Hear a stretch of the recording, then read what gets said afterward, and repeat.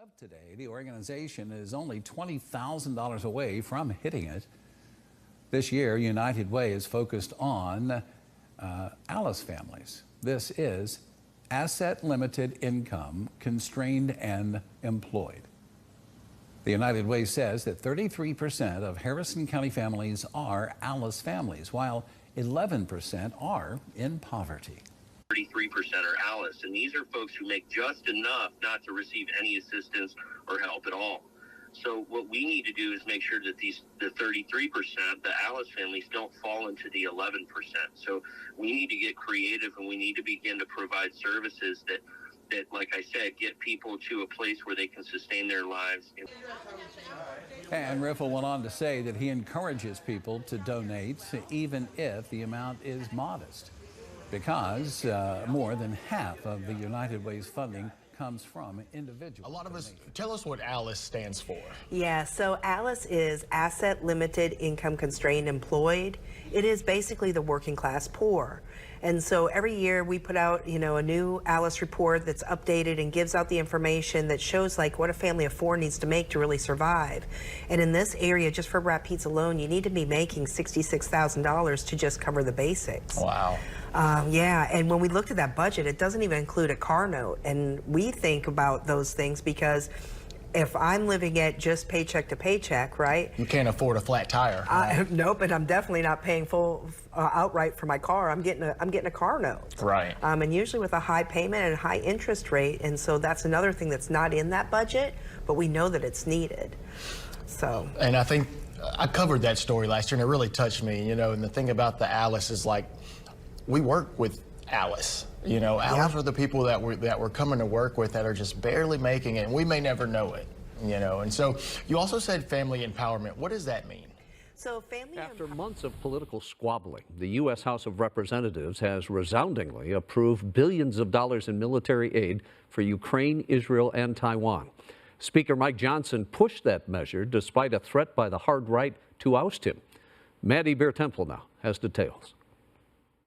The House of Representatives passed a $95 billion foreign aid package Saturday, approving billions for Ukraine, Israel, and Taiwan. Peace is achieved through strength, and that is what this bill is about. The package also has sanctions on Iran, humanitarian aid for Gaza, and a ban on TikTok if its China-based owner doesn't sell the app. This app is a spy balloon in Americans' phones. Members of both parties praised the emergency assistance as a way to fight bad actors and support allies. This is about freedom versus authoritarianism. The largest chunk of funding goes to Ukraine, with about $61 billion in military assistance to fight Russia's invasion. If you choose the Putin route, you will have blood on your hands. And while a handful of hard-right conservatives spoke against the Ukraine aid, they did not trigger a motion to oust House Speaker Mike Johnson over that vote. Georgia Congresswoman Marjorie Taylor Greene instead voiced her opposition on the floor. We should be funding to build up our weapons and ammunition, not to send it over to foreign countries to kill foreign peoples. House Speaker Mike Johnson defended the aid. We would rather send bullets to the conflict overseas than our own boys. Johnson said he's not concerned about efforts to oust him as Speaker. You do the right thing and you let the chips fall where they may. The legislation heads to the Senate, where Democratic leader Chuck Schumer said he plans to hold a vote as early as Tuesday. In Washington, I'm Maddie Beer Temple. You see, the United States taxpayer has already sent $113 billion to Ukraine, and a lot of that money is unaccounted for.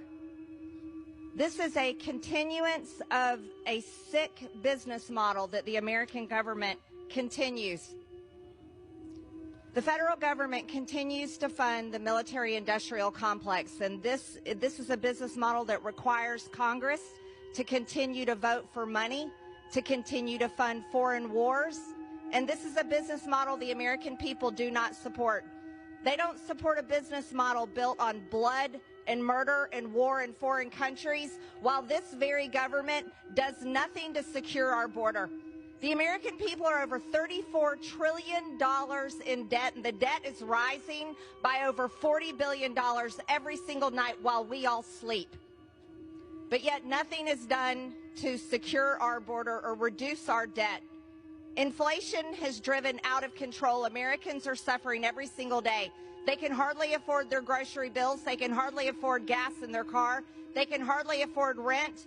And now mortgage payments are well over $3,000, where they were only just over $1,700 3 years ago. The youngest generation, young adults, don't even think they're going to be able to buy a home in their lifetime. And today in Congress, the most important thing that this body thinks should be done is to send another $61 billion to a war in Ukraine that the American people by 70% do not support. Mind you, this comes on the very heels of Monday being April 15th, tax day, where every single American had to scrounge up their money and send their dollars in to the IRS. Or some of them had to file extensions because they weren't ready and didn't have the money to pay their taxes. But today, this body says the most important thing we can do, no, is not reduce spending. That's not it. Not to do anything to drive down inflation. Oh, no, we can't do that for the American people. It's not to secure our own border that is invaded every single day,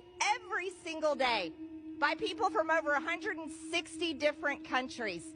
No, don't secure the American border. Let everyone in. We have over 1.8 million known gotaways. We don't know who these people are. And yet you have members of this body talking big and tough about, oh, we have to defeat Russia. Oh, we have to protect Ukraine.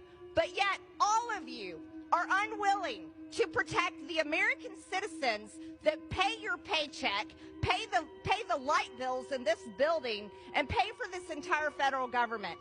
For what? For nothing. Ukraine is not even a member of NATO. Ukraine is not a member of NATO. But the most important thing you hear in Washington, D.C. is, oh, we have to spend Americans' hard-earned tax dollars over to Ukraine and keep the money going to continue to murder Ukrainians, wipe out an entire generation of Ukrainian men so that there are widows, there are fatherless orphans, there are not enough men to work in their industries. Oh, but you really support Ukraine. Wow, what kind of support is that? It's repulsive. You know, shame on the American government. Shame on the American government. If we support our military, support our military. We should be funding to build up our weapons and ammunition, not to send it over to foreign countries to kill foreign peoples. And if this body was worth what it claims to be, what it is, every single one of us would be demanding peace in Ukraine between these countries. Peace for these people so that no more of them have to die. But you never hear anybody demanding peace. No, no, no, no. Peace is the last thing Washington wants because it doesn't fit the business model. This is a business model that they say continues our economy, protects American jobs. What a disgusting business model. We should have a business model that builds up our American companies and American jobs to serve American interests, and our military and our government should care about protecting the national security of the United States of America and the Americans that pay their hard-earned tax dollars to fund all of this. America last. America last. That's all this is. Every single day, America last. Gentlewoman's time has expired. I yield. Start a fucking revolution. Start a fucking revolution. Start a fucking revolution. You've got nothing to lose. Want to learn the biggest secret in the world? In March 2023, sketchy billionaire Peter Thiel started a bank run. I did 1,500 hours of research, and I learned all their rotten secrets. The big one is that cryptocurrency is history's first planetary, multi-trillion-dollar Ponzi scheme. That's an economic doomsday device. And when that Ponzi goes insolvent, as all Ponzis must, we'll get the worst economic collapse in world history. And every powerful person you can think of is in on it. Want to know why everything gets worse and more expensive? That's because we live in a secret kleptocracy. That's when the government gets taken over by con artists whose only job is to steal from the public. And I hope you know this is wonderful news, because now that the public knows about the secret kleptocracy, they get to abolish their criminal government. Follow for more, or read this booklet. Breaking news first at 5 for you tonight. A man from St. Augustine making worldwide headlines tonight after setting himself on fire outside the trial against Donald Trump in New York City. And you can see right there the flames and smoke as people just ran from the scene today, Anthony. And Jeannie, that man has been identified tonight as Max Azzarello. You see two mugshots of the man here next to me. This is actually from his arrest in St. Johns County just 3 days apart in August of last year. Those arrests were for criminal mischief and disturbing the peace, both misdemeanors. So this is what we know right now at 5 o'clock on this Friday. Around 1:30, the man walked into a park near the New York City courthouse where former President Donald Trump is on trial. Witnesses telling police he opened a book bag, then he scattered pamphlets around the park, then he poured a liquid on himself before setting himself on fire. He then fell onto a police barricade. Investigators say it appears that he had a vast conspiracy involving the American government, a university, political figures, and major financial players. It was so fast that no one could do anything about it. And once he lit himself on fire and you saw those massive flames, it was just like kind of helpless. Tonight, our Andrew Badillo is on your side, joining us now with a closer look on what we're learning about this and the man suspected of doing it, Andrew. Yeah, Anthony, Azzarello is in critical condition at a New York hospital. Police and witnesses say this afternoon he was outside the courthouse throwing those flyers in the air. He then doused himself in that flammable substance and lit himself on fire. The NYPD says witnesses and first responders tried to use jackets and fire extinguishers to put out the flames. Police say Azzarello left behind a manifesto. It is looking into when Azzarello got to New York City. It says his family didn't even know he left Florida. We're also looking more into about Azzarello's prior history. In August of last year, he was arrested twice in 1 week in St. Augustine for disturbing the peace and criminal mischief, both of those misdemeanor charges. He also filed a federal lawsuit suing dozens of well-known people and organizations, including the Bill, Hillary, and Chelsea Clinton Foundation. Now, Azzarello is also accusing the entities of knowingly conspiring, participating, and benefiting financially from a decades-long fraudulent scheme. The suit was dismissed by a judge in October. And we still are gathering more information on Azzarello's history, and we'll bring you more details on what we find at 6.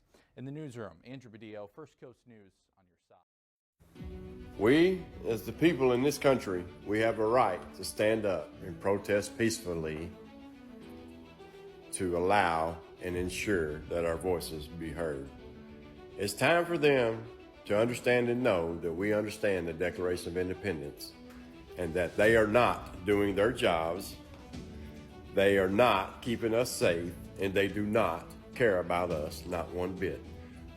The people that everyone in this country has put in office cares more about every other country and every other citizen around the world than they do us. And we've been letting them get away with it time and time again, year after year. Now, here we are again, this new spending bill. So everything that we have to live everyday life, guess what? It's going up again. People already can't afford to live in this country. That is sad. And here once again, more money going to Ukraine and everywhere. It's time, people. It's time, man. The Declaration of Independence gives us the right to do it, says that we can do it. It's time to start a revolution to begin the process to overthrow this government.